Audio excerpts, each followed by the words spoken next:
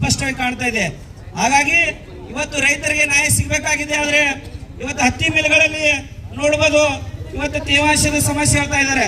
ಎಲ್ಲ ತೇವಾಂಶದ ಹಸಿ ಇದೆ, ನಿಮಗೆ ರೇಟ್ 2700, ನಿಮಗೆ ರೇಟ್ ಇದು 7700 ಹಿಡಿದು 8060 ರೂಪಾಯಿಯಲ್ಲಿ ತೇವಾಂಶದ ಸಮಸ್ಯೆ ಮಾಡ್ತಾ ಇದ್ದಾರೆ.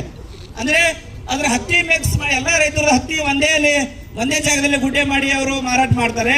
ಆದ್ರೆ ರೇಟ್ ರೈತರಿಗೆ ಬೇರೆ ಬೇರೆ ರೇಟ್ ಹಚ್ಚಿ ಈಗಾಗಲೇ ತೊಗರಿ ಕಟಾವು ಮಾಡುವ ಮುಂಚೆನೆ ಖರೀದಿ ಕೇಂದ್ರ ಪ್ರಾರಂಭ ಮಾಡಬೇಕು ಮತ್ತು 10,500 ದರ ನಿಗದಿ ಮಾಡಬೇಕು ಅನ್ನುವಂಥದ್ದು ಇವತ್ತು ನಮ್ಮ ರೈತರ ಬೇಡಿಕೆ ಇದೆ. ಹಾಗಾಗಿ ಇವತ್ತು ನಮ್ಮ ರೈತರ ಇವತ್ತು ಈ ಸಮಸ್ಯೆಗಳನ್ನು ಕೂಡಲೇ ಬಗೆಹರಿದಿದ್ರೆ ನಾವು ಇಡೀ ಜವರಿಗೆ ಬಂದ್ ಮಾಡಿ ಮುಂದಿನ ದಿನಮಾನದಲ್ಲಿ ದೊಡ್ಡ ಮಟ್ಟದ ಉಗ್ರವಾದ ಹೋರಾಟ ಮಾಡಲಿಕ್ಕೆ ನಮ್ಮ ಸಂಘಟನೆ ಸಿದ್ಧತೆ ಅನ್ನುವಂಥ ಮಾತು ಈ ಸಂದರ್ಭದಲ್ಲಿ ಹೇಳ್ತಾ ಇದ್ದೀನಿ. ತಾಲೂಕಿನ ತಹಸೀಲ್ದಾರು ಹಾಗೂ APMC ಕಾರ್ಯದರ್ಶಿಗಳು ಇವತ್ತು ಹತ್ತಿ ರೈತರು ಅತಿವೃಷ್ಟಿಯಿಂದ ಪೂರಾ ಬೆಳೆ ಹಾಳಾಗಿದೆ. ಅಲ್ಪ ಸ್ವಲ್ಪ ಹತ್ತಿ ಬಂದಿದೆ, ಅದರಲ್ಲಿ ಕೂಡ ಸ್ವಲ್ಪ ಏನಾದರೂ ಮಾಡಿ ನಾವು ಹತ್ತಿ ಮಾರಾಟ ಮಾಡಿ ನಾವು ಏನು ಮುಂಗಾರು ಬೆಳೆ ಬೆಳೆದಿದ್ದೀವಿ ಅದು ಏನಾರ ಮಾಡಿ ಸಾಲ ಮುಟ್ಟಿಸ್ಬೇಕು. ಈ ಮುಂಗಾರು ಬೆಳೆಯಲ್ಲಿ ಬೆಳೆದಿರುವಂತ ಸಾಲ ಮುಟ್ಟಿಸ್ಬೇಕಂತ ಹೇಳಿ ರೈತರು ಇವತ್ತು ಹತ್ತಿ ಮಿಲ್ಗಳಲ್ಲಿ ತಗೊಂಡು ಹೋದರೆ ಇವು CCIದವರು ತೇವಾಂಶದಲ್ಲಿ ಮೋಸ ಮಾಡ್ತಾ ಇದ್ದಾರೆ.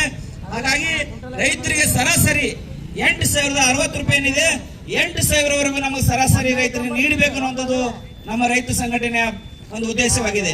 ಹಾಗಾಗಿ ಈ ಭಾಗದ ರೈತರಿಗೆ ಇವತ್ತು ಈ ಭಾಗದ ರೈತರಿಗೆ ಏನು ತಿಳುವಳಿಕೆ ಇಲ್ಲ ಅನ್ನೋ ಉದ್ದೇಶ ಇಟ್ಟುಕೊಂಡು ಈ ಭಾಗದ ಶಾಸಕರು ಕೂಡ ರೈತರಿಗೆ ಸ್ಪಂದಿಸ್ತಾ ಇಲ್ಲ.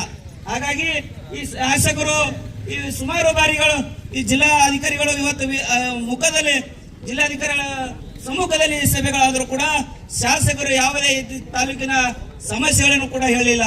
ಅತಿವೃಷ್ಟಿಯಲ್ಲಿ ಕಮ್ಮ ಹಣವನ್ನು ಬಂದಿರುವಂತದ್ದು ಈ ಜವರಿಗೆ ತಾಲೂಕಿಗೆ.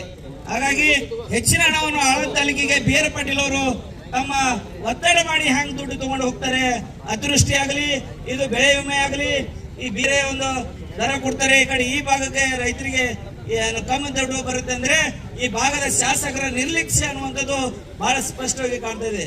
ಹಾಗಾಗಿ ಈ ತಾಲೂಕಿನ ಜನತೆ ಏನ್ ನಂಬಿಕೆ ಇಟ್ಕೊಂಡಿದ್ದಾರೆ ಶಾಸಕರ ಮೇಲೆ, ತಾವು ನಂಬಿಕೆಗೆ ಮೋಸ ಮಾಡದೆ ರೈತರಿಗೆ ಈ ಬೆಳೆ ಮಧ್ಯಂತರ ವಿಮೆ ಬರಬೇಕಾಗಿದೆ. ಈ ಮಧ್ಯಂತರ ವಿಮೆ ಕೊಟ್ಟರೆ ಮಾತ್ರ ರೈತರು ಹಿಂಗಾರಿ ಬೆಳೆ ಬೆಳೀಲಿಕ್ಕೆ ಸಾಧ್ಯ ಇದೆ. ಹಿಂಗಾರಿ ಬೆಳೆಯಲ್ಲಿ ಬೀಜ ಮತ್ತು ಗೊಬ್ಬರ ಇವತ್ತು ಉಚಿತವಾಗಿ ನೀಡುವಂಥದ್ದು ಆದಾಗ ಮಾತ್ರ ಇವತ್ತು ಹಿಂಗಾರಿ ಬೆಳೀಲಿಕ್ಕೆ ರೈತರಿಗೆ ಅನುಕೂಲ ಆಗುತ್ತದೆ ಅನ್ನುವಂಥ ಮಾತು ಹೇಳಿ ನನ್ನ ಮಾತಿಗೆ ವಿರಾಮ ಕೊಡ್ತೇನೆ.